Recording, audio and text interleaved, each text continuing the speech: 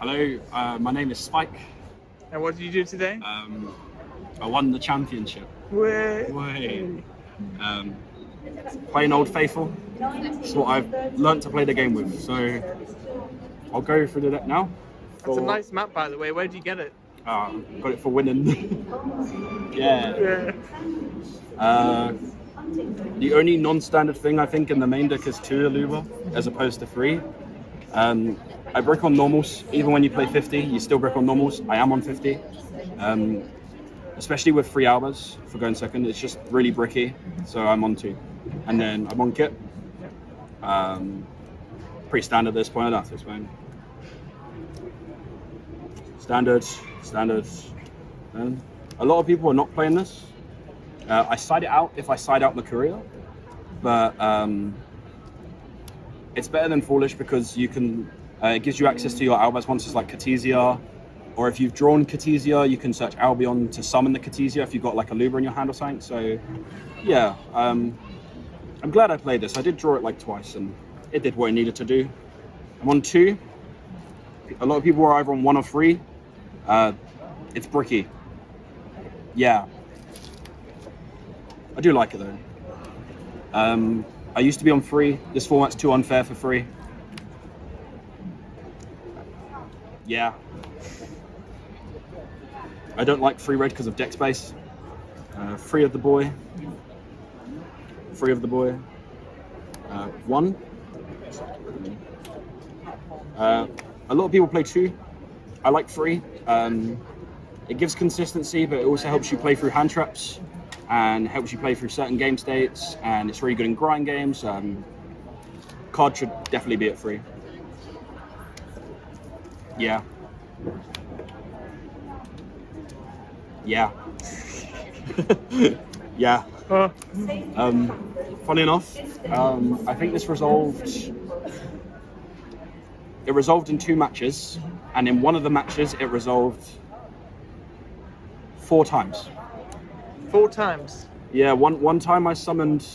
The first time I did it, I summoned Griffin to my field, Griffin Rider, and then I summoned the puppet to his field. The second time I did it, because I failed to kill, I summoned his SP co-linked to the Griffin, and then the puppet again.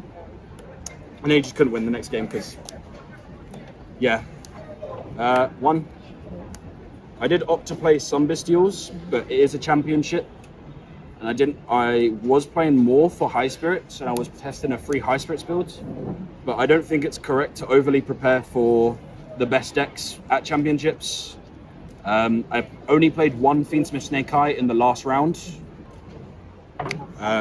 This is standard. I don't think this is standard. If it isn't, it's good. Must I say more? We're playing both. It's funny how you have to play both now, but Dark Ruler Chain Droplet is a real thing, guys. Real thing for a Dizero. Yeah, other than Aluba, I don't think there's anything that's too crazy in there. Extra is also pretty standard, bar like 1 card. Sancta, Jade. That's the standard, guys. If you have to play these guys, I don't think you. Please, Konami, ban this. Make it honestly, ban Sanctifier, and the rest of the shit in the format gets fair. Then I'd happily still play branded. I'd play the deck properly. For Tenpai, the one Tenpai player I beat, I didn't need because he didn't draw the 3rd hand trap. If he drew the 3rd hand trap, I would have sent Rimbram off Guignol, but he didn't, so. Never send Puppet on your turn. I didn't, unless I drew it. If I didn't draw it, I'd always send it on my opponent's turn. It just plays around like shotgun Bestials better. Like, I wasn't scared of Gimmick Puppets, but I guess it does that too. Furious. Won me against Stun, won me against Tenpai, because he shifted me and I ended on this. And then my rest of the board plus this, I think I ended on this. Just this. And like body blocks, and it was enough. Because Tenbai can't kill under shifter unless they have the field spell with some other stuff. So I just frankly stopped the field spell. I made it really awkward for him as well with my Grand Giganol. And because of that, he couldn't push through my board. We went into a bit of a grind, but normal summon Albaz fused with. It's not. It does the same thing as Transcendent, but it's a Synchro 7. Do you know what it's called? No. Well, that's helpful. You're welcome. Funnily enough, this came up against Exodia. It also, the sickest interaction I did today, I think, was I made a resolved branded fusion into stun. He skill drained, he skill drained and debarriered really early. I made Albion with Lubellion, tributed over it, set duplication, and then made Furious because I had a branded in red and a droplet, and I branded in red fused away the thing that summoned the Furious, and I dropleted away the Furious to out the skill drain and won the game. Branded. More like brain dead. People are dropping this. I don't like, people are stupid. And this is the thing that helped me beat Tenpai. Tell me about the choice of this. I opted not to play an extra deck Grand Giganol target. My theory was if I'm not ending on Quem, I'm summoning Quem with Grand Giganol. And I was thinking Super Bully targets, but no. So I thought, why not make my Grand Giganol an interruption? Because sometimes you're just like, I'm not puppet locking, because you don't want to invest. Because sometimes you have to accept that you can't puppet lock, or if you do and they stop it, you have nothing.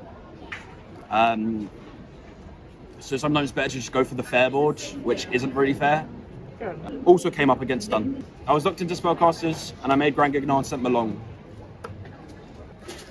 Suppose we do the side now.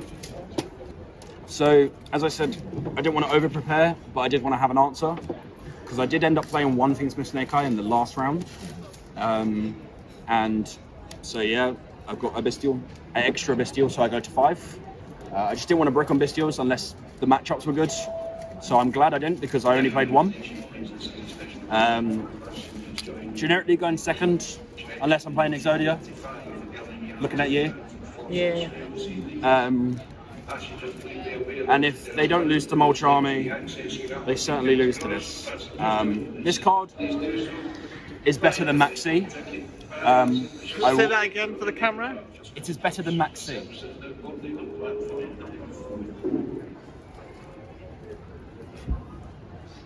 Yeah, only brave statements on the Spiky Goo channel. Of course, there is a massive issue with time in this format. Funnily enough, a certain Exodia player, looking at you, magged me on my turn, the idiot. I chained Dogwood. It's just good.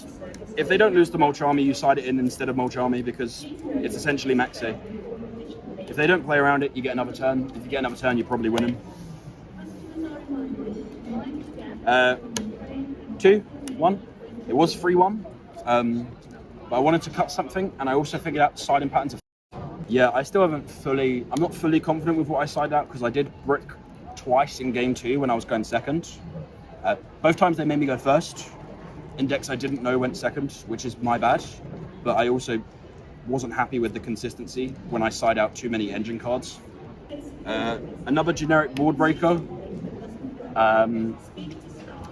You don't always side in 2. You sometimes side in 1 because, as I said, siding patterns, but also you just want to sometimes increase your non-engine count. And if you're putting in 2, you'll most likely side in another non-engine in, so you don't really, it doesn't really change your ratios at all.